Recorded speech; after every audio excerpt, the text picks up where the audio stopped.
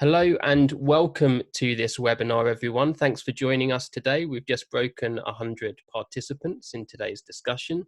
The title of today's event is Transition, Negotiation and Pandemic. What is happening to the Brexit process? My name's Luke Cooper. I'm an academic researcher and another Europe activist, and I'll be hosting today's event and offering some remarks at the beginning. This event is part of an ongoing series we're doing as Another Europe is Possible in collaboration with European Alternatives. Today's event is also a collaboration with the Friedrich Ebert Stiftung. Thank you for joining us, and there will be lots of time for you to participate in the conversation today as webinar participants. If you are watching this on the YouTube channel post-event, I hope you enjoy it, and I hope you can also like the video because it helps us reach more people, and also subscribe to our YouTube channel.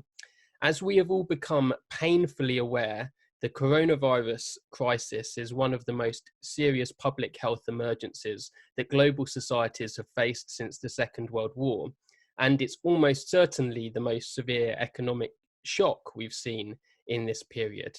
So it's by no means surprising that the issue which has dominated British and European politics and the media and news cycle since the referendum vote of 2016, Brexit, has moved into the background of many people's thoughts.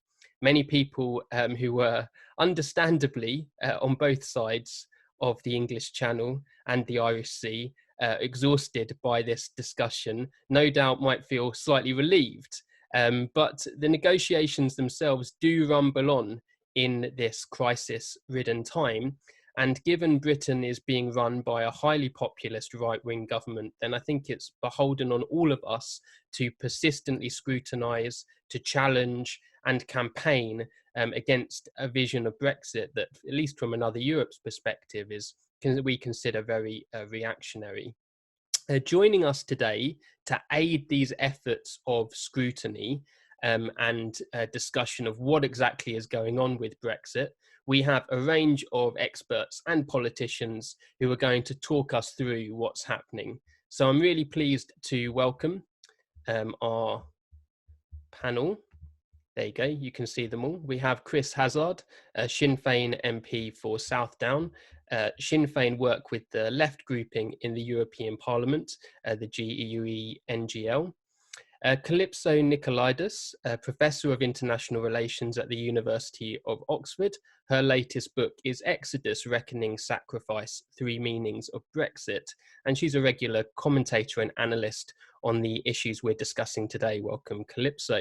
We're also joined by Bernd Lange, MEP, Party of European Socialists. Bernd is the chair of the European Parliament Committee on International Trade that has oversight of the Brexit negotiation.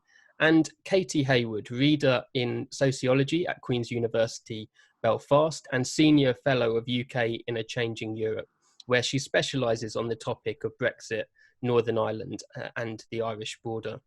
As you can tell from the panel we've assembled today, we want to put Ireland in its rightful place as the centre of these considerations that Brexit poses to the British Isles, to the UK, to the island of Ireland, and to the whole of Europe. And it doesn't often have that place, it has to be said.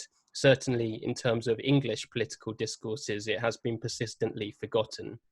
And finally, we've joined by Christos Katsoulis, the director of the London office of Friedrich Ebert Stiftung, who we're really pleased to be collaborating with on today's event. And I'll now go to Christos to offer some opening remarks. Thank you very much, Luke. And I won't say too much about our foundation. We're a German social democratic foundation. I'll put the link to our website in the chat so you can look up for yourself what we're doing. We're just glad to do this scrutinizing process together with Another Europe is Possible, because what we've seen in the past month is a UK government that is bold on optimism and bravado. There's a lack of detail and planning, and it shows a considerable neglect on the consequences of these policies for the most vulnerable parts of society. And if we apply the same logic a little bit to the Brexit process, it seems that from our point of view, Ireland is also part of this very vulnerable parts that might be affected by Brexit, especially the border communities. And there's a big issue around Ireland that relies to trust between the UK and Europe. And this is something that's, from our point of view, very important in this process. So I'm really glad that all of you joined us today, and we have such a wonderful panel together. And I wish you a very fruitful debate. And I'll mute myself and be invisible for the rest of the debate. Thanks. Thanks, Christos. So,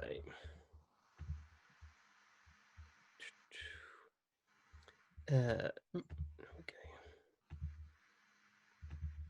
Right. So, where are we at the moment with the Brexit process? The last lot of negotiations concluded on the 15th of May, and the EU side, as is normal, it seems, with Brexit, was pretty withering in its critique of the UK negotiating position. To kick us off, I just want to summarise in fairly impartial terms at this stage what the main differences of opinion between the UK and EU are over these negotiations. First up, we have maintaining level playing field provisions and on regulation. So a kind of fair play in commercial and economic competition between the UK and the EU. This is obviously a big area of disagreement, and Michel Barnier was very scathing in the comments that he made about Michael Gove to the British media, where Gove had said that the UK was moving towards not only a potentially deregulatory Brexit, that wanting to slash as many of these protective regulations as possible, but even considering introducing tariffs on goods from the EU side. Now, in the political declaration, the UK was in principle signed up to these commercial and economic fair play principles. The political declaration was the document that went alongside the withdrawal agreement treaty that was previously agreed. So that's the fact that Boris Johnson's government is reneging on that has obviously angered the European side.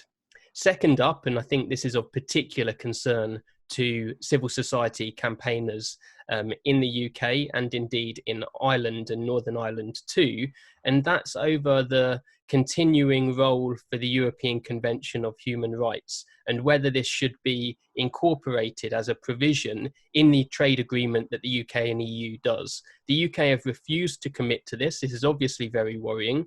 I mean, their argument is not that they want to withdraw from the European Convention on Human Rights, although there have been many people in the Conservative Party many times over the last decade that have talked about withdrawing from the European Convention on Human Rights. So I think we're right to be concerned. But what the UK is saying at the moment is that they don't want it included in the trade deal itself, even though they don't intend to withdraw from it. The reason that from the perspective of the British side, British civil society, we're obviously concerned about it, is that Boris Johnson's government has shown on countless occasions, notably in its prorogation of Parliament last autumn, that it's got a pretty lackadaisical at best approach to democratic principles, to constitutionality and to human rights. And secondly, that they are committed in the Conservative Party manifesto to reviewing the UK's constitutional arrangements. And they've talked about introducing a Bill of Rights, which is widely seen as watering down human rights protections. Third up, there's the disagreement that we've grown used to hearing now from the British government, that they don't want European Court of Justice and EU law to play a role in upholding the level playing field. Fourth, there's a dispute over European access to UK fishing waters. So that's a big area of disagreement, not simply, not because it's a big area of any economy in Europe. Fishing is obviously a small component of it, but it has this very important symbolic quality, I think, for lots of states. And it's a symbol of trade conflicts that occurred in the post-war period, you know, notably the cod wars of the 1970s, where we go back to those kind of, you know, fighting over the territorial control of fishing waters. Fifth, there's a dispute. I think this is quite an interesting one in light of what's happened with coronavirus, but the fifth area of disagreement is whether the UK would continue to uphold EU state aid rules. Why is that interesting? Well, basically, the European Commission has formally said that its state aid rules are suspended. And this is something I'll be particularly interested to hear what Bernard thinks about this question. Because of fighting coronavirus, the state aid rulebook has been put into the rubbish bin for the time being, at least. So it will be very interesting to see how important that becomes in the UK EU negotiation. There are a few other, if those are the five big areas of disagreement, there are a few other areas too. There's a disagreement over Gibraltar, whether it should be included in the UK-EU trade deal or whether there should be a separate agreement governing Gibraltar. And there's also a disagreement of whether to strike in general one comprehensive deal, that's the EU side, or a series of partial deals that look at particular sectors. And the UK side seems to be hinting that that's more the kind of agreement that it wants. Where there isn't a disagreement, I'm afraid to say, as someone who cares passionately about the idea of free movement, both the UK and EU have already said that free movement would end when the UK leaves the transition period, and neither side are really pushing for this in the negotiations. And finally, the UK has dropped the language of frictionless trade. As I said a moment ago, we even have government ministers like Michael Gove talking about reintroducing tariffs, and it now accepts that there will be increased trade barriers between the UK and EU. And on that point, I think Brexit does have a massive impact of what's happening with the coronavirus crisis, because clearly the coronavirus represents a huge economic shock to every country in the world. Britain is taking a course of action, having previously agreed it, that will almost inevitably aggravate the impact of what is already a very serious economic shock. And so I will just leave it there for opening remarks. And now I will go over to Bernd. Thanks for joining us today. Bernd, let's pin you. Yeah, thanks a lot for inviting me, and welcome to everybody. And thanks a lot for the introduction. And you mentioned quite rightly some of the conflict points. The question behind we discuss quite intensively this week is, what is the strategy of the UK government?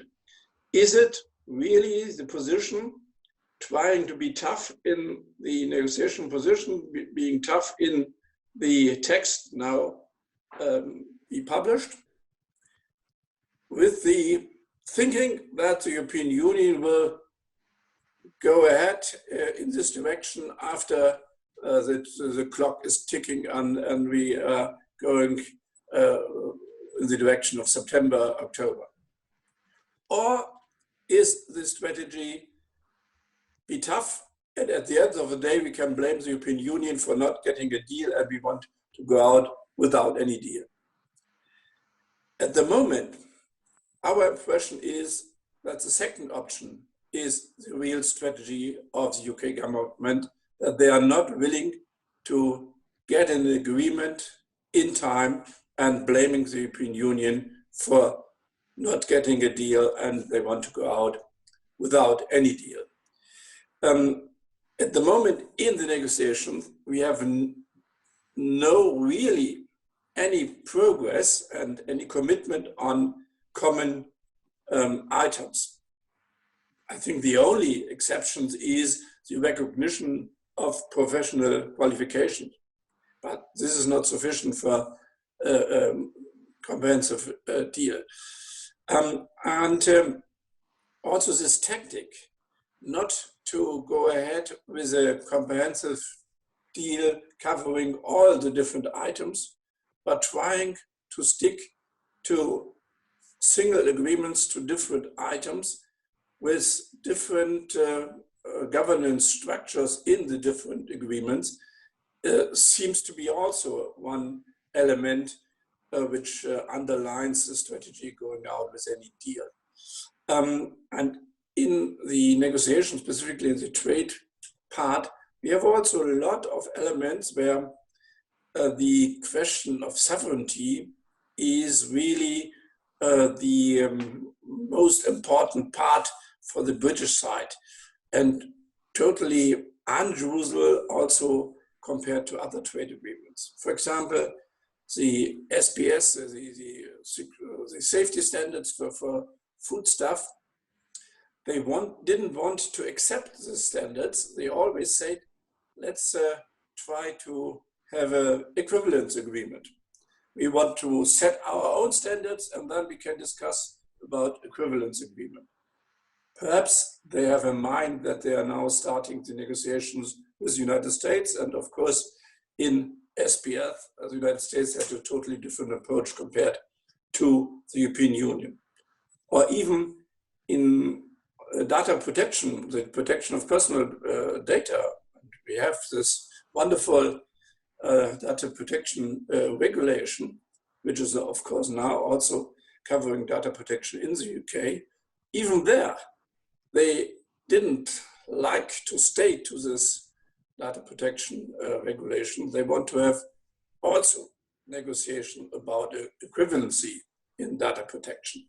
So there are a lot of elements where this strategy, perhaps going out without a deal, became a reality. A lot of different items.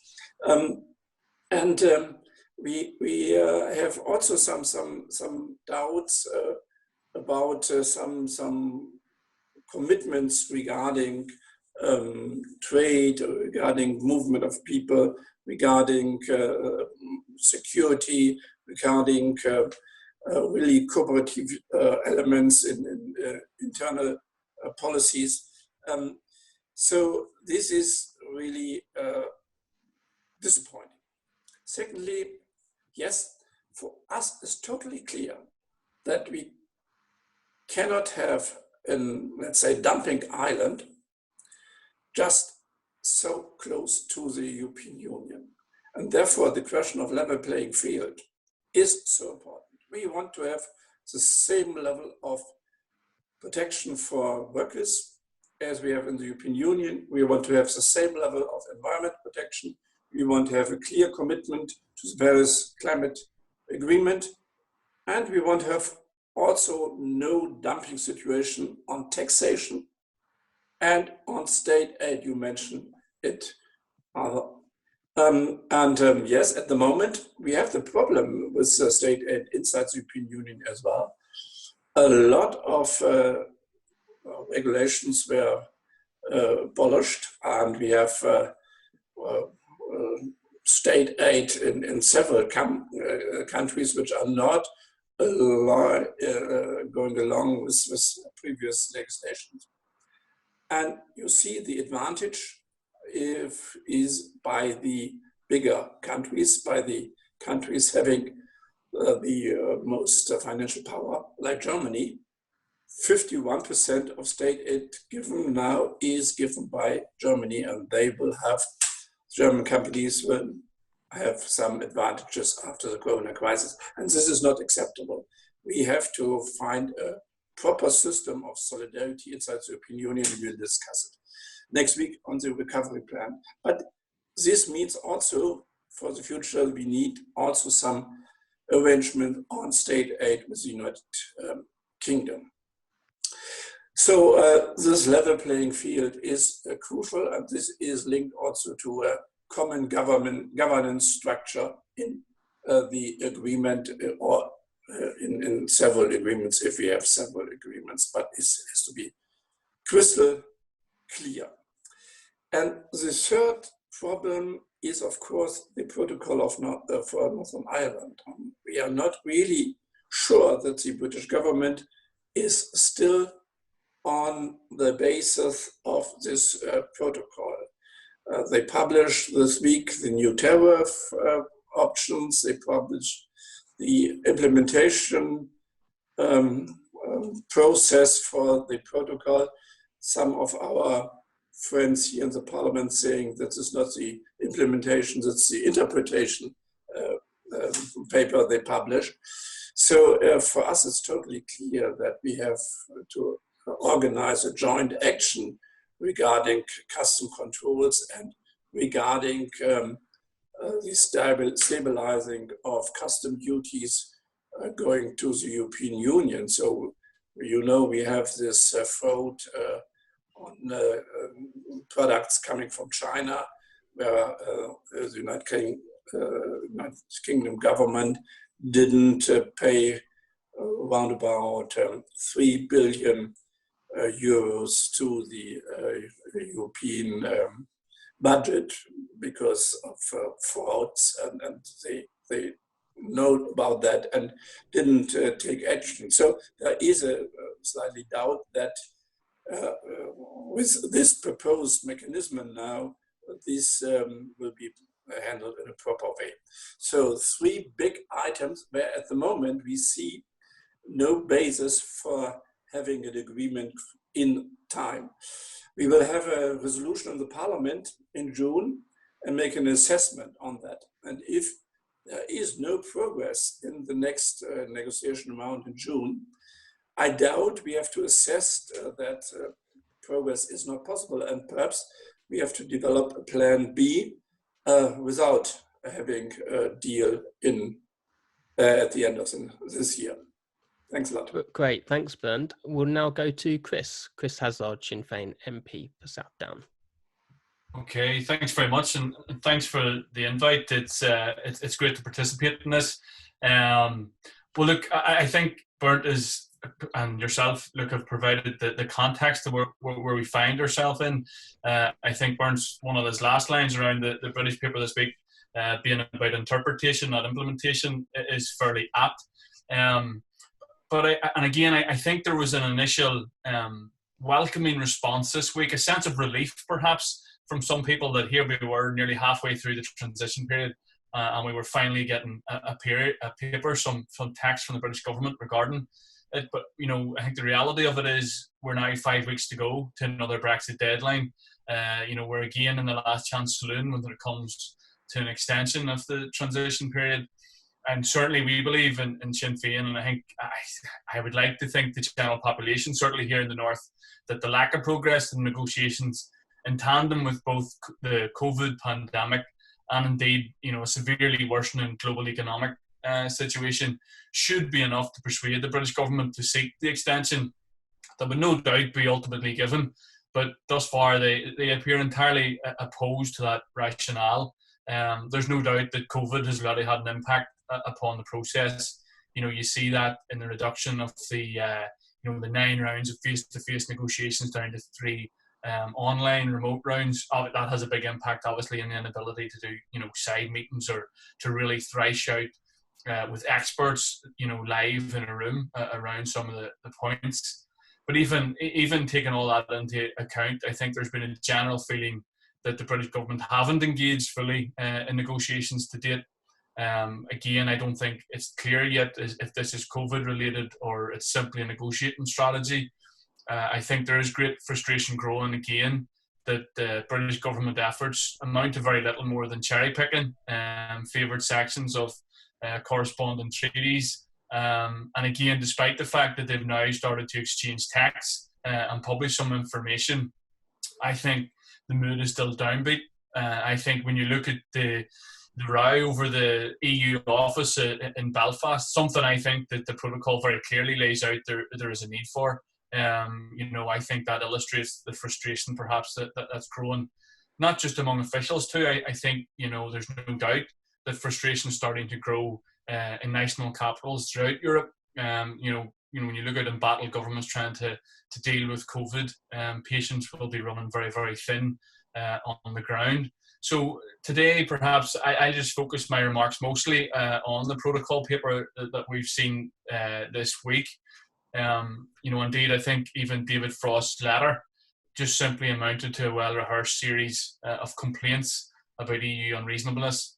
And I don't think will be successful at all. Indeed, does nothing to deal with some of the frustration. It may, of course, just be for optics, but I think the danger here is that Frost's rhetoric, which no doubt looks like preparing the way for a British government walkout, makes it very, very difficult for Boris to do another U-turn at the last minute. However, it should be said, Boris is the ultimate populist at the end of the day, and if there's somebody who can do it, it is probably him. So we'll wait and see. But again, as I say, at the start of the week when this paper was revealed, I think the local business community, there was a sense of relief. There was a welcome to the fact that we could now see something. But I think as the days have rolled on and if people have started to look at this paper, I think that it does spell that there's some trouble ahead.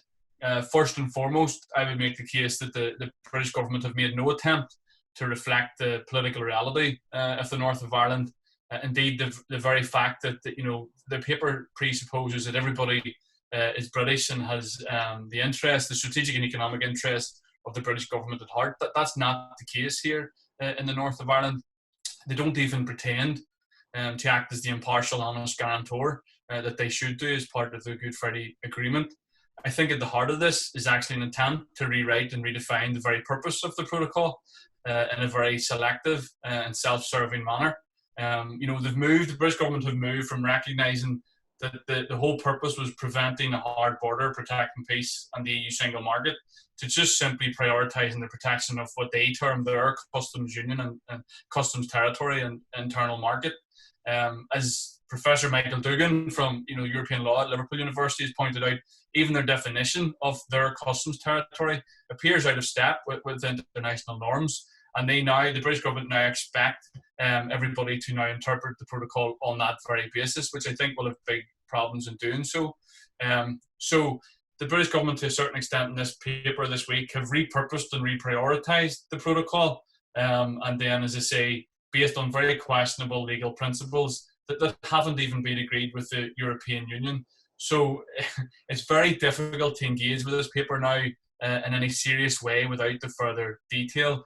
It was very odd that there was no explainer document to accompany the text this week too, which makes it increasingly more difficult. Another issue this week I would have identified was the British government seemed to appear to justify this redefinition because in their view the protocol is merely provisional. The fact, they keep flagging up that it has to be mandated every 4 years, again, ignoring the political reality that there is no mandate in the north for Brexit. The majority of people are opposed to it, and the majority of political representatives are opposed to it. And I think it only increases the instability around the protocol. And again, I think it flags up and illustrates a British government's perpetual habit of rolling back on agreements that they have signed up to and will do them no favours as they seek trade deals everywhere else. Some of the finer details of that paper, the British government have argued that there's no new customs infrastructure, yet they talk about expanded infrastructure. They talk about doing checks on the market. It's not clear where this is to be, if it's to take place on boats, for example, in the Irish Sea. So there's a complete lack of detail. Again, they have promised about unfettered access for goods from the north into Britain, but there's no detail whatsoever on how to distinguish goods, that originate here in Northern Ireland from EU or rest of world goods. How are they going to control those into Britain? There's obviously going to have to be controls, but there's no mention of that. Again, the British government acknowledge that there will be additional burdens for business, such as declarations. But even if this is to be simplified in the extreme, this will bring additional costs, capacity issues for businesses. Again, businesses are crying out for detail on this, but there's none. They also seem to suggest that there'll be no security certificates for goods going in either direction, so-called enter and exit declaration forms, despite the fact that the British government acknowledged that these would be required previously. Again, I don't know if a British government would have the legal competency to decide unilaterally that they're not simply just not going to reply with such certification processes. And then for trade from Britain into the north, the British government proposals ignore the fact that the protocol very clearly is based on the presumption that EU tariffs will apply unless proven otherwise. The British government are now saying that only those goods at a clear and substantial risk could potentially face tariffs. That's a completely unacceptable attempt to rewrite the protocol. I have no doubt that the European officials will flag that up. So the proposals then include some very odd exceptions to the at-risk rules, such as automatic exceptions for perishable goods that would be uneconomic to divert into an EU market. This completely ignores the fact that there's an EU market in the south of Ireland, only 30, 45 minutes from the port of Belfast, again, which is just ludicrous to think. Very little detail on VAT. So not only is this really concerning for existing business, but such uncertainty is also a huge negative in securing investment. And as I say, as we want to move into the post-COVID recovery, etc., that's going to be really, really important for a local executive to have that information. And I think there's two final worries that I would flag up. This boast that the North would benefit from UK trade policy rings very, very hollow when we realise, and that people are very aware here in the north of Ireland, to what we're losing in EU access and EU trade deals. Also, the boast around the North not benefiting from EU minimum standards on environment, employment and consumer protection. We read that as a bonfire of rights and regulation that we want. We don't see that as a sustainable boost of the competitiveness that the British government maybe thinks. So look, in summary, the protocol and protecting the special unique circumstances of the North, the British government previously recognised that there would be unavoidable barriers, burdens and costs. I think they can't now simply wish it all away by unilaterally rewriting the protocol in their own selfish and political economic interests. I think, again, the British government approach reinforces the need for strict EU diligence. And as I say, local business, the local executive, everybody here needs much more detail, much more engagement from the British government. And ultimately, I don't think this can be done without a transition. We're going to need our extension to the transition period. But at the minute, that appears very unlikely. Great. Thanks so much, Chris. We'll now jump over to Calypso. Welcome, Calypso. Thank you, Luke. And wonderful to be speaking about a topic which we thought, everybody had forgotten about. And yet, I think what we can hear, and when we hear Bernd's and Chris's frustration, it's palpable. We can hear that it's the same kind of frustration we had before this crisis, except to some extent magnified. Now on Northern Ireland, I'm between Chris and Katy, so I'm not going to say much because I know Katy will have lots to bounce off from Chris, but I think that there are kind of three basic points here. One is that on its own merit, it continues to be extremely complex to square that circle. And the devil's in the detail, and Chris was brilliant on this. The second is that let's not forget that on the EU side, this has been a test for trust, a test for the bigger picture, because a lot of the rest that we're talking about is all about trust. So this is the test point. And perhaps on this count, the recent letter and the recent movement can help a bit. Well, I was thinking this before hearing Chris, but Katy might comment on this. But I think the UK government understands this issue of trust, I hope. And thirdly, what is at stake on both sides are issues of integrity, constitutional integrity for the UK. That's what Northern Ireland is all about. And also for the EU, because it's all about integrity of the single market and the whole governance structure, right? So that's for Northern Ireland. But I wanted to make three kind of broader points to defend the idea that, yes, things have changed, but to some extent, I think, and at least I hope, that the coronavirus crisis has actually opened up a bit more the landing zone. So you're going to find me hopelessly naive, Luke, because you were very doom and gloom. So first of all, on bandwidth and ambition, a true bandwidth on all sides is completely down. True, Chris, the UK gives the impression it's not engaging. On its side, the EU has a problem because it's very hard to update a mandate or verify with member states, as Barnier does brilliantly, going to national parliaments, etc., in these circumstances. So it's hard to imagine movement. And indeed, in these circumstances, the kind of Brexit that another Europe, Luke, and many of us, wanted, more ambitious, seems further than ever. And in fact, the problem is that if you go to the least ambitious that the UK seems to accept, tariffs and quota, well, that's actually requires more bandwidth because you've got to go line by line. It's a complex thing. So it's in between that we need to be. Now, Bernd told us that he wonders if the UK has a strategy. I personally do not believe that no deal is the first best.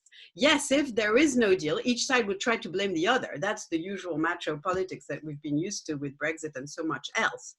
But I do believe that each side are still committed to a deal, that each side are still committed to as frictionless as possible, but that on the UK side, in terms of priorities, regulatory autonomy and legal autonomy and political autonomy is even more important than frictionless trade. If they can have both, even better. In fact, that's the goal. It's a very, for me, pretty clear strategy. So now let me just as a second point then say on the substance. Luke, you at the end you mentioned, well, there's this issue of comprehensive partial deal. I would say that I think this is the biggest difference. It's not a sideshow. And here is the difference. The UK, well, let's start with the EU. The EU believes that, probably rightly, that for such an ambitious and important, most important external relation with a third country ever, you need not only a comprehensive agreement, but one with an overall structure, a governance structure, so that they're connected, including because if third country come and say, hey, you gave the UK this, you gave the UK that, the EU and the UK can say, well, no, it's a package and it's an evolving one. And indeed, we need this because by December, we can't go that far. So we need a structure to hang other things onto and connect them. The UK says, no, no, no, because we want to be able to walk away, do our own thing, and each sector has its own logic. And I think that the UK would have an interest in accepting the logic of a package, in understanding three things. One is that actually, it is true that you don't want to be vulnerable to third countries' frustration, including when you're trying to make deals with them. Secondly, the European Court of Justice will be there anyway, but the UK can very well demand that it be the back office of the EU. It doesn't have to resolve disputes in and of itself. There are lots of precedents with EEA and other areas. And thirdly, autonomy is possible, and even in fact more possible to be fleshed out in such an agreement. So I hope and believe that the UK will move on this issue of governance because it makes a lot of sense. But that gets me to my third point, where I hope, and I think it's plausible the EU might move a bit, especially in the virus issue. And that's issues of autonomy. Now, you've talked, Luke, and Bernd also talked about both the direct question of trade regulation, demand for equivalence for food, for data, for you name it, for all sorts of things. That's the first area where there's an issue of autonomy. It's absolutely legitimate that the EU would want to be reassured on UK rules for this, but I also believe that the EU can accept the logic of regulatory autonomy from the UK, as long as the EU regulatory ecosystem is respected, and that if there is an issue of divergence, there is dispute settlement and all the rest of it. We discussed this before. And so equivalence, as long as it's policed, is not a crazy demand. And in fact, Bernd dismissed the importance of mutual recognition of qualification, our students studying on each side. But I would say, Bernd, this is very important as a paradigm for how things should be done, to the extent that I think on much of this regulation, the UK can be as trusted as many of the other member states if there are the appropriate safeguards in place. But finally, on this third point of what autonomy to give each other and to give the UK, we have these direct equivalents, but then we have a second category of issues which is LPF, level playing field. These are issues that are not directly related to the quality of the person or the goods crossing borders. There are issues that have to do with the overall competitive environment. Environment, labor standards, taxes, and state aid. And this is where I think that we can really hope that there is indeed a landing zone because of the new situation. Because I think we can see that when it comes to state aid, the most sensitive, Bernd was right, Germany is going off the wall in supporting. We have 2 trillion of EU state subsidy out there, Germany half of it. This puts the whole question of Flybe, we were obsessed with before, in a different perspective. And I think it's pretty unlikely that the UK will, state aid more than your average member state during this crisis. And so we're going to be in limbo for 2 or 3 years. That will give us time. It's not about giving up, state aid control and safeguards and dispute resolution around that. But if the UK was to create an agency and a set of rules that are in phase with the EU, then the concession that we might want to hear from the EU is, well, yes, you can develop your own regulatory standards autonomously, not cut and paste from the EU, not dynamic alignment, but there are proxies for us to be reassured on what you're doing.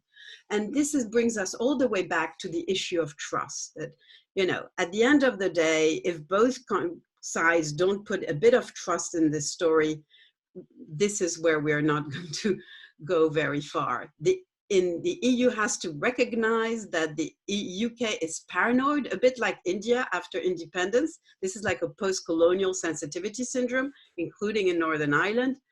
And the UK has to recognize that it can't just, move around the big word of sovereignty as if every issue, even an office somewhere, raises the specter of loss of sovereignty. So I think if both sides are a bit more reasonable in a world where the Europeans are overall and are in a state of geopolitical solitude and need to stick to each other, then we could find the landing zone.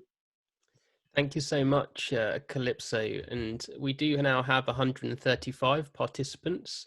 You will get an opportunity to ask questions, so you can post in questions to the chat, and some people have started doing that, and we'll come to that in a moment. Just before taking Katy, I just respond very quickly to Calypso and say, well, what's interesting about UK talk around no deal is that the complete lack of investment in the customs infrastructure which would be needed to manage it. And of course, the entire direction of UK policy correctly is being mobilized towards coronavirus. So, like in terms of preparedness, there is no way that the UK, is in a situation where it can crash out just on a basic infrastructure level, right? And so I think that's a bit like, I would put that as a bit of a warning to people like me, or a bit of a warning to myself, in the sense that I think a lot of the Remain activist movement got very concerned about no deal Brexit, which I think was always an element of performative hot air, and distracted us from the attention that needs to be played on the deal that came in the end, right? And I think we were outmaneuvered. And in this occasion, I think there's a similar calculation that we need to recognize. It's not about no deal, it's about what deal. So it's about the content of the agreement. So Katy, can we now go to you, and welcome. Thank you very much, and thanks for the invitation to take part. I'm going to just, like Calypso, I'm going to try and talk about 3 things as briefly as possible, but they're quite big things. The first overall is the question of whether the UK is serious about a no deal. So the likelihood of getting a deal. And I think it's worth bearing in mind the kind of trends that we've seen to date. So that's very much in the context of politics as entertainment, if you like, which is very much something that Boris Johnson is quite at home with, the sort of the showmanship thing. And I don't think we should lose sight of that fact, nor should we lose sight of the fact that a complaint I'm always hearing from EU journalists in particular is sort of despair at the level of information and sort of detailed understanding among journalists and others in the UK. The detail doesn't really matter when you're talking about politics as entertainment. So what the UK government has always had to do is to maintain the impression of sustaining the core ambitions and objectives of Brexit, if you like, whilst at the same time having to make compromises which are necessarily entailed in any international negotiation of this sort.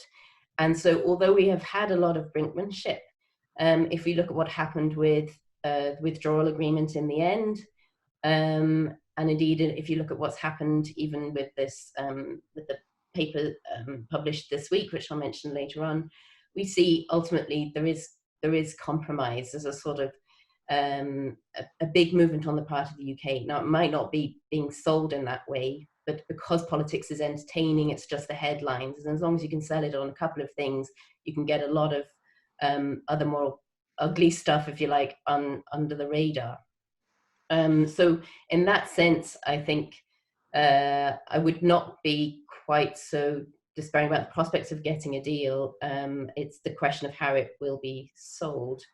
So will there be a deal in the end? I think there will be. I'm not going to predict when it will come, but the point about readiness that you're making there, Luke, is a really good one. So the question is, as it was with the withdrawal agreement, will the EU be prepared to see a little bit of stretch in some ways? There's no way that there's going to be a request for an extension before the 1st of July. So will there be stretch on the EU side if a request for an extension, unlikely as it is, comes in later, or indeed stretch with regards to the question of implementation, operationalising that deal? Those are going to be big questions that of course have implications for Northern Ireland. The second point I just wanted to make, which is just a small one really, but it's about the need for a read across between whatever's being negotiated in the future UK-EU relationship and Northern Ireland, because Northern Ireland is of course in a very distinct position here. And there are many things, for example, in relation to agri-food. Of course, if there's no granting of the idea of equivalence, I think it's extremely, virtually zero, I imagine, the prospects of the EU agreeing to the UK's requests on this.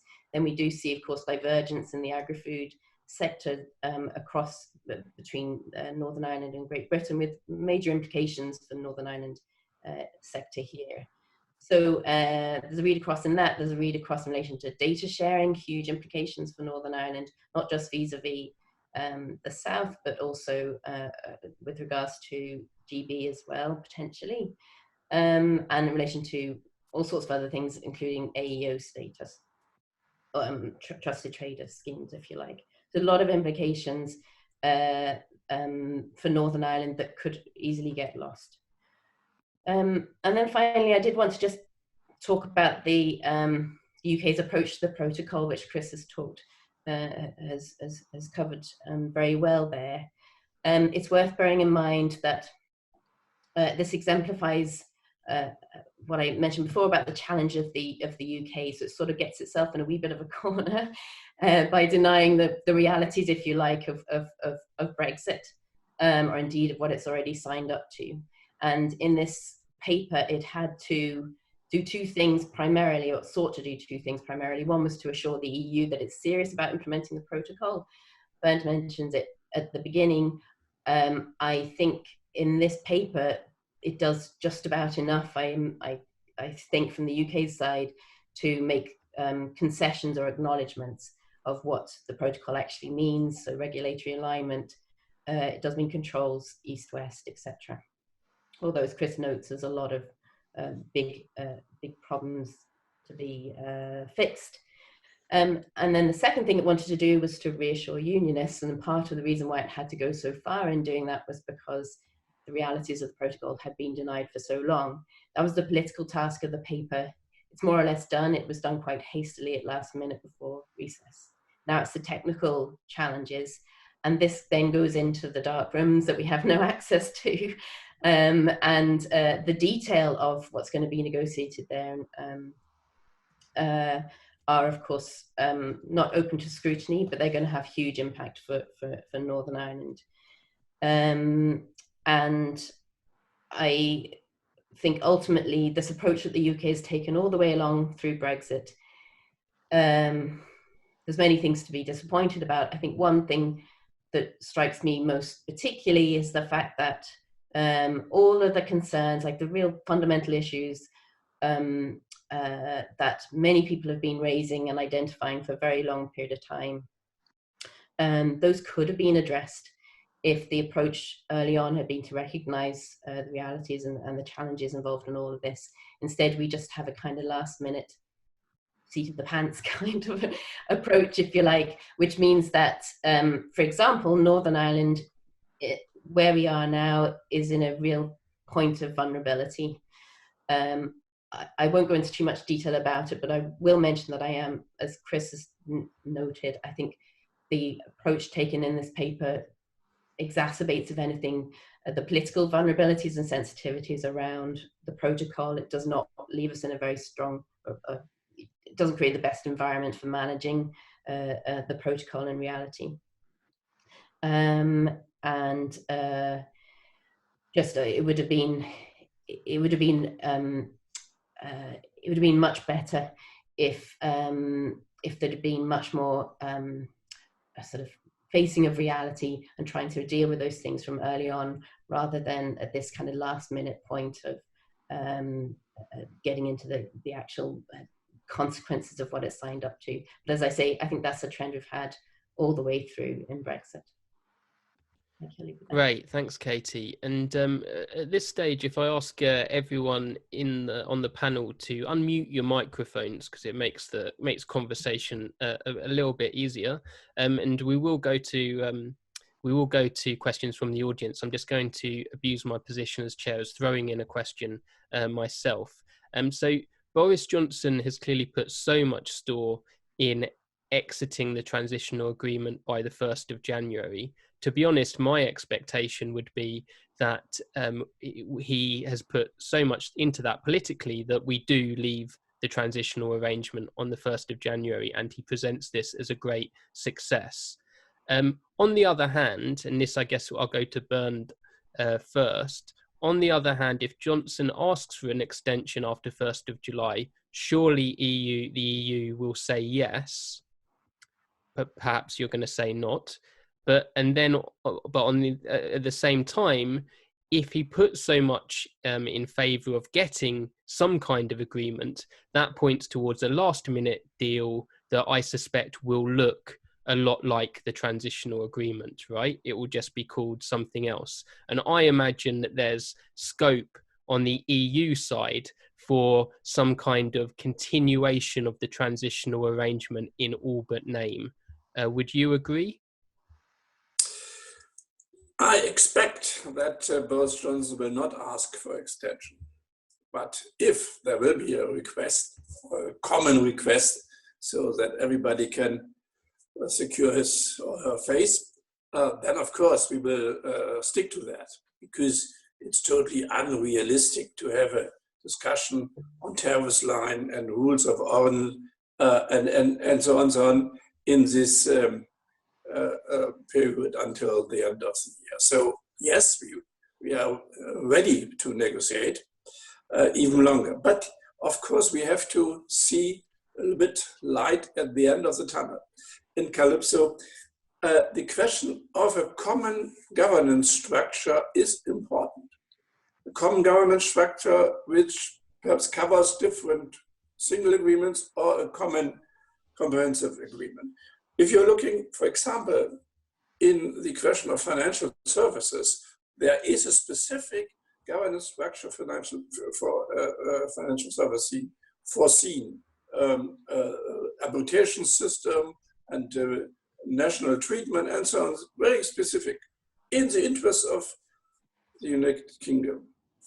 On data protection, there's just a dialogue forum on emerging technology in the proposal by the UK government. So this demonstrates how important it is to have a proper system of governance. And there are a lot of other elements as well. So yes, extension, if there is light at the end of the tunnel. Who wants to jump in here in response to this? So, for example, Calypso, you might want to jump in here, and maybe I'd add in another question here, which is, basically, okay, mutual recognition of regulation is one thing, but as everyone knows, EU rules are a floor, right? They're not a ceiling. So the fear of people like me and people like you, I think, has always been that when the British government talks about getting away from regulation on the EU side, they almost by definition want to deregulate, because even though Gove says we back stronger agricultural regulations, there would be scope to introduce that through UK legislation already. Is that fair or not? It depends, and how do we know? And it will depend on governments. But I think that first of all, to Bernd's importance of governance structure, this is what I was saying, and so we completely agree. And I actually believe it would be in the UK government's interest to understand this, that it doesn't mean that a proper governance structure across sectors with these differentiated aspects that you described are actually in both sides' interest. And it doesn't mean you're tied to the EU and can organize that mutual autonomy. Where I think the EU needs to move a bit is on accepting the logic of UK regulatory autonomy. And that doesn't mean that there's a difference between floors and ceilings. So the floor is guaranteed that even under autonomy, all the international trade agreements that have to do with regulation now have these kinds of floors. The question is, when one party changes, do you have to follow the other party? And there, I think that we need to, first of all, understand the argument of the UK that this can go both ways, that actually you can imagine in some world of high tech that the UK be actually more demanding, or in finance, it has happened after 2008. And then the second complication is that if you look, there are areas where rules might diverge a bit, for instance, in artificial intelligence and big data, but they might not be incompatible. What matters is that these rules be compatible. I think Jonathan has a question in the chat about, well, isn't there always flexibility? And in the single market, there is always flexibility, because even if you have a standard, it needs to be interpreted, it needs to be enforced. An inspector needs to go in the factory to make sure it happens. There is movement in the system, there's discretion. So the question becomes, will the two sides evolve over the next decade so that somehow the regulation on both sides are incompatible? And then if they are, is there a dispute settlement mechanism that can deal with that? Now, where there might be exactly the same standard, that will be possible. But the UK side is saying, well, yes, but we need to be able to decide this. The EU side saying, you're going to create huge headaches for us. This is micromanagement of regulatory compatibility. So yes, there are differences, but they are bridgeable, except if you simply believe that the UK is heading to become Singapore, which I happen not to believe, because I'm someone who believes in the underlying sociological realities of countries. And I don't think British citizens would accept a UK that becomes a Singapore on the Thames. Thanks, Calypso. In the post-COVID world, again, we could, because citizens understand even better the importance of rules and norms in health and elsewhere. Yeah, but Calypso, on the data protection regulation, for example. So the data protection regulation for the personal data is becoming more and more a worldwide standard. And this is not, I think, a question between UK and the European Union. It's a question, if we have this, let's say, human right of your own data becoming really the worldwide standard. And now in the proposal by the UK government, it's more the US approach, free data flow, and we can discuss on some elements of data protection. And therefore, it's not just a question of sovereignty, it's also the question, what kind of standard, what kind of human rights you want to have in your trade agreement. So it's not only the European interest, it's more the, let's say, human being interest. Yeah, and I agree with how Calypso framed the underlying sociology of countries, but I did think empirically I might disagree, because if we look at what Boris Johnson and indeed all successful of the, if you like, new authoritarians globally are mixing policies taken from the left and policies taken from the right. And a good example in the UK context is free ports, right? This is basically special economic zones that are very deregulatory. The idea is taken from China structural adjustment policies. You know, they overflow with neoliberalism, this concept, right? But on the other hand, they're combining that with even before the COVID-19 crisis, massive state intervention. So we get this mix. And I want to bring Chris and Katy in here, but can I do that through a question from the audience that we've had, which is quite relevant to this discussion, staying on this theme of regulation. So what has the approach of the Irish government been at the European level regarding both the protocol, prospect of no deal, and this would obviously be disastrous for the Republic of Ireland as well as for the North? And that's from Joseph. Thanks, Joseph. So should we take? Yeah. Okay, well, so I guess there's been a fairly tight line between the Irish government and the EU 27, and I think the majority of the political representatives, certainly in the North, certainly, you know, ourselves and Sinn Féin and the SDLP Alliance and the Greens around this. There's again that cautious welcome this week. You know, it's complicated, of course, by the fact that we now have an outgoing Irish government. We had an election recently. The government hasn't been formed, so that complicates the picture. But in saying that, the importance of it and the importance of the deal, even in regards to data, I think has been flagged up this week. Intertrade Ireland presented some new details which shows the huge increase in even cross-border trade over the last year. There was nearly a 7% rise. A lot of it, the driving factor being the increase in services on our All-Ireland basis. We have now reached a position where 80% of our cross-border trade is in intermediate products, and which again flags up the very highly connected All-Ireland supply chain. 80% of our small and micro businesses export only to the south. You know that. So for an Irish government, you can see the importance. I think Katy has rightly flagged up to the issues around the significant divergence when it comes to agri-food and agriculture. We know this is a big, important issue for the Irish government and for Irish economy, of course. But I think that last bit of this is the setting Brexit and indeed the wider COVID situation, actually in a context actually of the highly seductive and equally destructive forces of global political economy at the minute. And I think we need to look very importantly at dislocation. I think that's a good question around, you know, the populist movements across the place. I think it has its deep roots in the dislocation that was happened as a result of increased globalization as the world has become more integrated and ultimately more technologically sophisticated. There hasn't been a just transition over the last few decades. This has hammered large swathes of industrialized workforce, especially in industrialized heartlands. So as capital moved from the dark satanic mills of northern England and from the American Midwest into the slick global financial centers of London and New York, you've seen these left behind communities. That's a massive demographic nowadays, and I think that flags up big worries.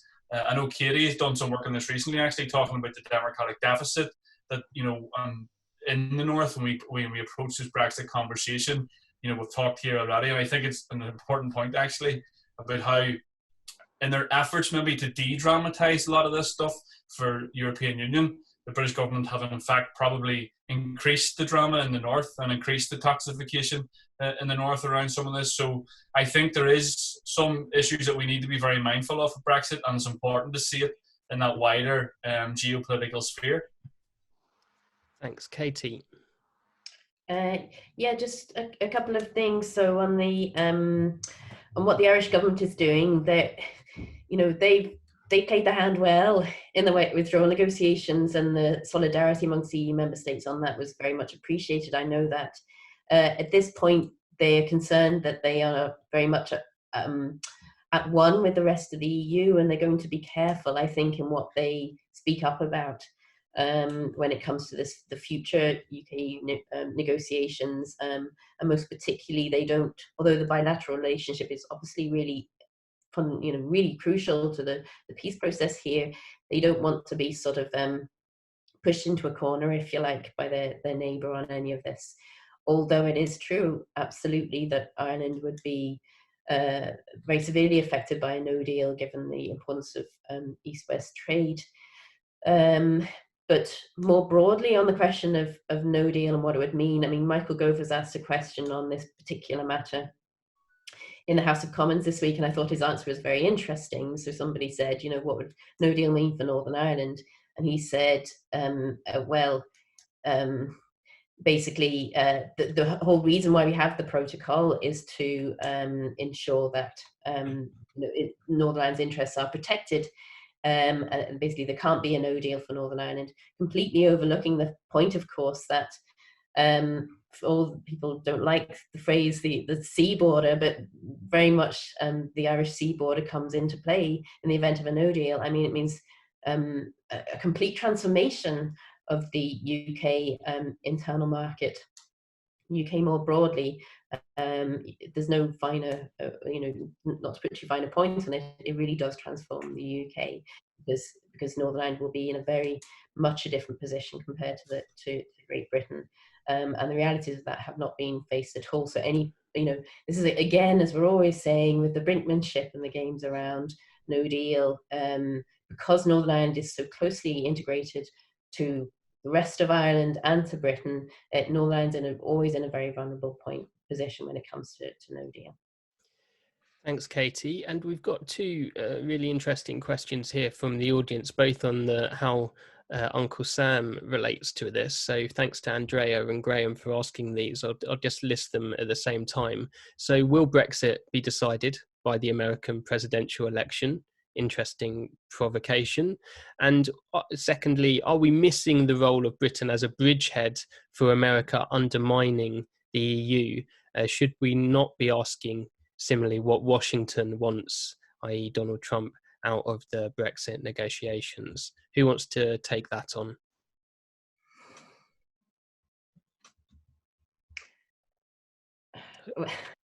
Does Donald Trump promote a feeling of speechlessness in us?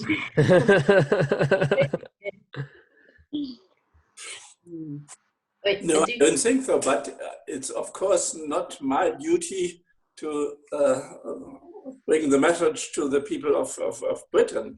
As Calypso quite rightly said, the people in Britain have to control their government, and how far they are going in the direction of Donald Trump. And once again, looking in the proposals we have now on the table, at least publicly since last week, in several years, I have the feeling that they have in mind that they want to have trade deal with the United States under Trump.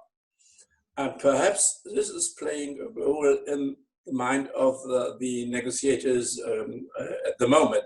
So if there will be a change in government in the United States, might be also a change in some fundamental perspective of trade. But this is really speculation. I think we need more control on the negotiation, and even the House of Commons should take more power in controlling the negotiation process. My feeling is that they are a little bit out of the game at the moment. Thank you. I mean, I agree with Bernd that a lot of depends on these elections, but also I believe that the coronavirus crisis has demonstrated even better that two contradictory things. That first of all, even Trump will not manage to sever the transatlantic ties that exist and sense of solidarity and being in the same boat, but actually they're global. And the EU will continue to be a global actor. And the EU, in fact, has made noises again about a transatlantic trade, deal of some kind to compensate for all of the conflict that there exists. So it's not as though the EU is looking at the UK and US doing things. It's actually trying to preempt this, rightly so. This is a strategic game. And at the same time, I think the UK has realized how even better, how hard it would be to sell a deal with the US, which highlights, the regulatory difference of the US. And, just to give a couple of examples, one is Bernd was very rightly insisting on data protection. Well, if you look at the UK statutory instrument 2019, the so-called UK GDPR, all it does is say, we are going to internalize European GDPR in UK law. Now, of course, it could change in the future, but for the moment, the UK sticks with the European approach, which, by the way, it itself created in the big discussions in the last 15 years with the US on data protection. The UK has been on the forefront of the European position to protect data privacy. So it's very hard to imagine a radical shift to the US. But the second example, very virus related, is that, the US has big kind of precondition to, if not preconditions, things they really care about: agriculture, pharmaceutical. And can we imagine the UK suddenly accepting US demands for higher prices for its pharmaceutical, for its medicines? I mean, you can imagine all sorts of things, but I'm happy to bet with anybody that this is not going to happen. A government that does this after we've applauded, every week, loving our NHS and all the rest of it, it's just, I can't imagine it politically. So this is all to say that, yes, of course, the UK will try to make some sort of deal with the US after some transition down the road. But I can't imagine that it will decide to switch to some sort of US approach to the world of regulation. Thanks, Calypso. I will come back to other speakers in a moment. I just think it would be nice to bring in some audience members here. So Susie Courtault, are you there? And you've got your hand up, so we'll take your question. Susie.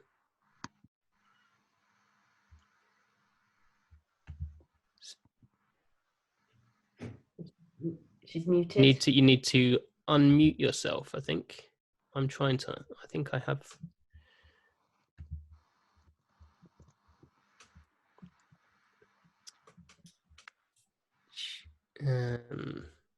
Nope, we can't seem to take Susie. Nope, okay, let's try John Handford.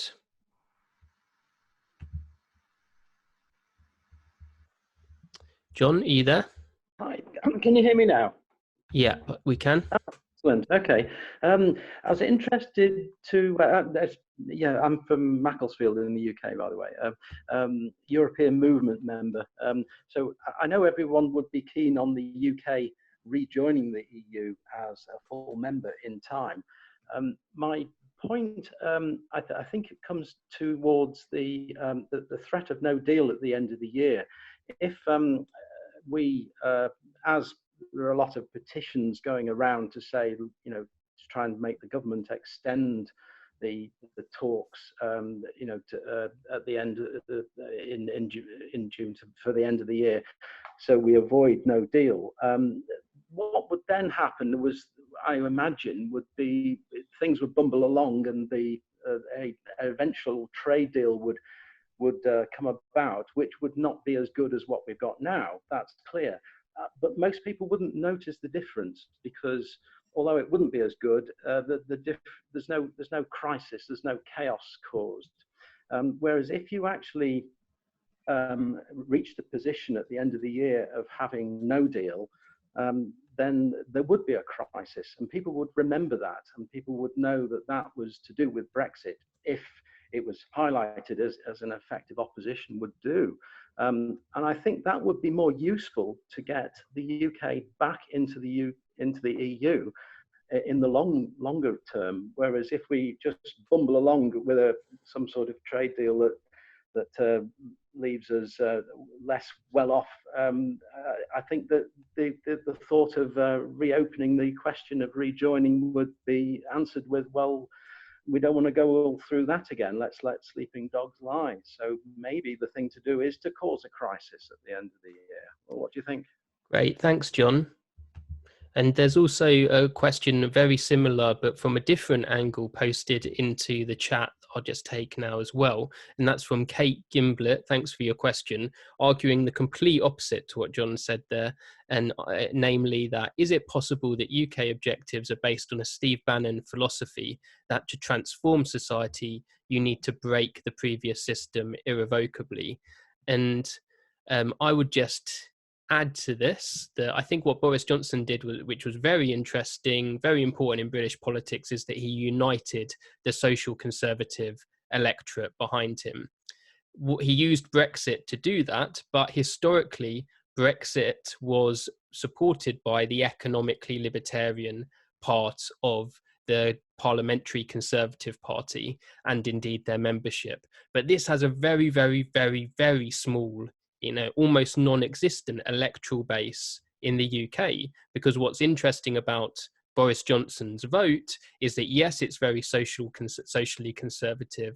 Yes, it brought in strongly to the idea of Brexit as a project of national salvation, but it was often on other issues, really quite on economic issues, really quite left-wing. And indeed, there's a large number of voters from the Conservative Party in 2019 that still consider themselves Labour, say that we're Labour people. We just lent our vote to the Tories this time. What's interesting about the prospect of no deal, or the economic libertarian case for no deal, is that I don't think it would have electorally much support in the UK at all. Who would like to go for Katy? I'll say a couple of those things, a couple of things in relation to all of that. So one, it is worth noting that obviously the parties in Northern Ireland have requested an extension to the transition period. The Welsh government has, the Scottish government has. It's been completely ignored to date. Keir Starmer, of course, has come out saying that he doesn't want an extension to the transition period, and you'd sort of wonder what would be the political motivation for him to demand it at the moment. In some ways, just let the government have to deal with the problems that that are rising as we hurtle towards the end of December. I view the question of the coronavirus crisis in a slightly different way, as has been depicted there, in that I think that would have, it doesn't really provide a cover. I think the scenes of fighting over toilet roll or whatever would have caused a bit of concern, to put it mildly, amongst officials and ministers, and that is in relation to sort of demand side. If we have a no-deal Brexit, the crisis and the crunch would come in terms of supply, and quite dramatically and quite quickly. And yes, there's always, the possibility of sort of people who want scorched earth policy in relation to the UK, but I don't think they're the ones who completely dictate government policy. I wouldn't go that far. And so, as I say, I think ultimately, putting it very crudely, I think there is still, perhaps very delusionally placed, this idea that we can have a deal in time. It's going to be, excuse my language, it's going to be a shite one for the UK if it does come in the time. But that's possibly the reasoning now, and at all costs avoid requesting that extension. Yeah, I agree. And there was that Spectator article being circulated on social media recently saying, hey, what's one more percentage point lost to UK GDP if we have a no deal in January, right? Well, that's not really the point. A nominal GDP impact assessment isn't really the issue here. It's, as you said, the supply side effects of cutting off essentially a large part of your production line. Chris, can I take you here? Yeah, I suppose just before I start, actually, I should say in that last question, a large part of our work as a party in first phase of Brexit was obviously with the Irish government and European Union representatives. However, we did a bit of work in America, especially with Richie Neal and Nancy Pelosi and the Irish diaspora, and understanding the impact of this on the American political system. And it's important, I think, to point out and to realise that the trade deal, of course, Congress is the kingmaker in all of this, not so much the president. You know, I personally believe that Trump is toast and he'll be gone in November. But needless to say, Richie Neal and Nancy Pelosi, as Richie Neal is the current chair of the Ways and Means Committee, a very, very strong committee when it comes to trade, and Nancy Pelosi obviously is the current speaker, have both said that there will be no trade deal between America and Britain if the Good Friday Agreement is triced. So, you know, I think that's an interesting dynamic to remember. I suppose moving into some of the next commentary and questions, I think it's important, again, when we look at the overall political system, to realise that, you know, no, COVID's probably hidden it, but the wider global situation, we were heading towards a hyper-modern financial crisis anyway. You know, the economic situation, you know, was not good. And I think what COVID has done has really brought to the fore, you know, the fundamental contradictions in capitalism. You only have to look at the severe impact of austerity has had, you know, especially in Britain and America, but in other parts of the EU as well.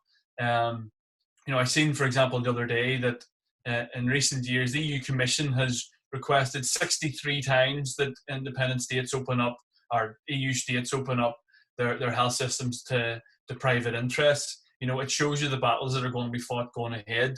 But, you know, even our just-in-time global supply systems, you know, that perpetual endless growth model that we have, that is, you know, not only causing huge inequality in our world, but it's driving us towards an ecological abyss as well. So I think there are certain political players who understand this in the world, who are manipulating, you know, that sense of economic dislocation that I mentioned earlier, to get forces behind them. I think Boris Johnson and Dominic Cummings, not that he might be around for much longer, but they have manipulated that really, really well in Britain. Well, certainly in England. I think the EU is at a very critical juncture. I think, for example, Merkel understands that, so that's why she has moved, I think. Although, again, there's lots more work to be done on the bond recovery scheme. But again, for the UK as a whole, the next few years are going to be fundamental, and it's very, very important in which way that cookie crumbles. For us in the north, certainly, as Katy has pointed out previously, you know, we have the protections, obviously, as the protocol going forward. But we are looking over the wall and staring into the abyss, I think, and seeing the sight of Boris Johnson in control in Westminster certainly doesn't help anybody. Thanks, Chris. Calypso. I mean, I think Chris and Katy have put it back into the big picture, and it's important indeed to, to distinguish between the economic side and the geopolitical side, because on the economic side, you know, what Chris just said could mean, I'm sorry to push it too much in this direction, but that if you kind of have to reinvent globalization, relocalize, etc., in the context of COVID, well, Brexit is deal or no deal, you know, is part of that. Let's not dramatize. On the other hand, you could also argue that indeed doing it together as Europeans, reinventing this kind of positioning in globalization, it makes more sense for many UK businesses. So economically, it's complicated, but for me, it's not that complicated politically, because several people have asked, you know, Peter and Ian in the chat, as well as John now, you know, okay, what does this mean for the long term? And the way we do Brexit now, will it be remembered by future generations, by future political imaginaries? And that's really, to me, the critical question, because I would disagree with John, perhaps Ian, to say that, well, you know, maybe let's be revolutionary defeatism, you know, let's make it really bad to show how good it could be in the future. I don't think so, because I think the world is sometimes watching Europe. They should forget us, but they do. And it really, doesn't look good in a world where with the big challenges we're facing, from climate change to nuclear, etc., to show these squabbles of Europeans. And I think in the longer run, whether the UK comes back in the EU, probably in a very changed EU and a very changed UK, we'll be together one way or another. And so the agreement, whatever it looks like, needs to be sustainable in the future. It needs to create a road where we can continue to walk together, even if we are on two sides of the same road. Thank you, Calypso. But we are coming to the end now, and I would just say these will be like final thoughts. We do try to finish on time. So, Bernd. Yes, indeed. The Corona crisis gives us the chance to reflect on globalization. Are we able to re-regulate globalization, making supply chains more robust, more fair, and bring the global capitalistic system more in a proper order? Or is the reaction going back to the national frame, like the United States are doing? And Mr. Lighthizer makes it quite clear. He wants to decouple supply chain. He wants to bring jobs and investment back to the United States. And this is also linked to the question, can we go ahead with multilateral organizations and multilateral form of politics? And this is indeed kind of the common duty from Britain and the European Union, regardless how the deal will look like, that we stabilize the multilateral system. And the others, they are fighting against it. So in the United States, we have in the Congress some members now asking for abolishing the WTO and other international organizations. So stabilizing regulation of globalization, that should be the lesson learned from Corona. Great, thank you. Any other final thoughts? Can I just yes that was raised just by, I think it's Barbara, about yes, thank you, please do. Just to say, unfortunately, it isn't legally enforceable in international courts. That's just to answer that question. It's not, which is something maybe that is very much in the minds of the EU too when it comes to negotiating this next deal. And on Calypso's point about what will future generations say, and a fantastic point to end on and think about. But I suppose one response to it would be, Brexit is not an event, right? It's a process that, for good or ill, goes on and on and on. Just in the simple sense that Britain will be continually negotiating with Europe, just in the way that the European Union continually negotiates with Norway and Switzerland, and there is a parallel political and economic process there which will continue. And so I wouldn't, from our another Europe is possible civil society perspective, we're still clearly going to be arguing for this deal to have nice things in it, but whether or not we win in January or not, in a way, I think that's kind of secondary to our kind of vision and goals as a campaign, because we should be thinking, long in the longer, but medium to shorter term futures.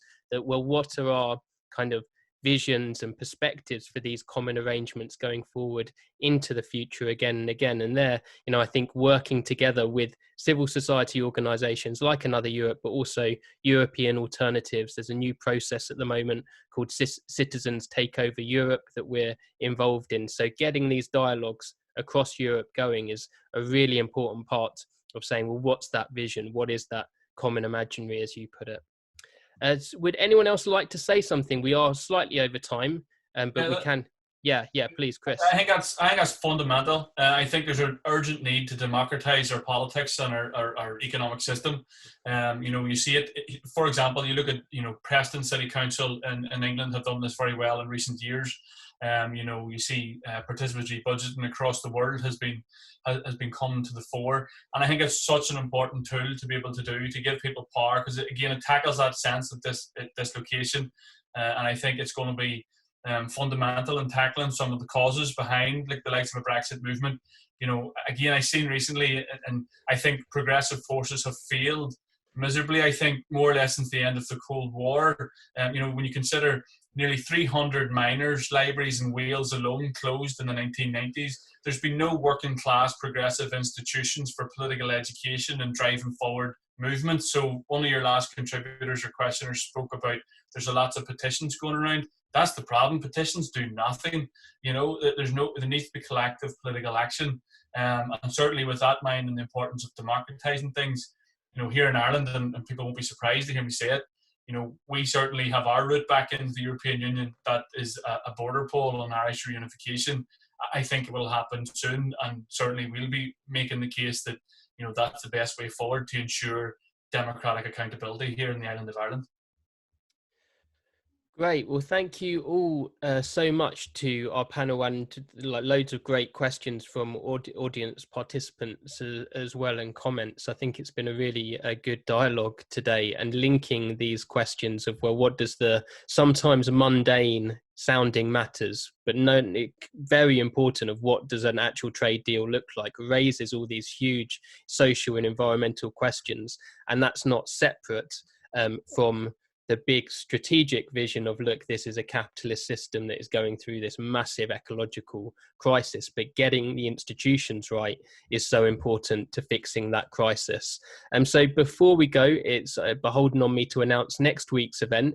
We haven't announced it publicly yet, but I'm pleased to say that Annalise Dodds will be the shadow chancellor from the Labour Party, will be joining us, and we're probably going to have an economist joining her as well, talking exactly like, how do we fix this economic mess going forward? What's the vision? So do join that next week, and do tell people about it. But once again, thanks to all of our panel for today's exchange. Thank you, Luke. Thank you. Cheers, everyone. Bye-bye. Thanks. Bye.